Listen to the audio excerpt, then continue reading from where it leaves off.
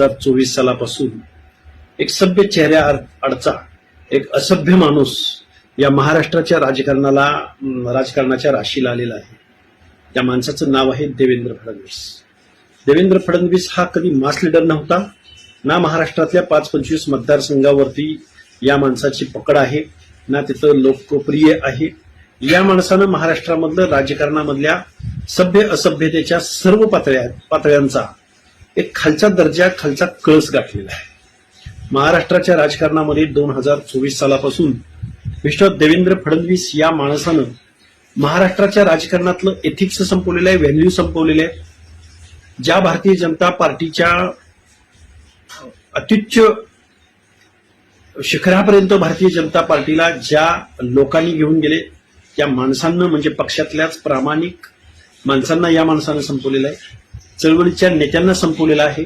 राजू शेट्टींपासून, महादेव जानकरांपासून, सदाभाऊ खोतांपासून हर एक माणसाला या माणसानं संपवलेलं आहे.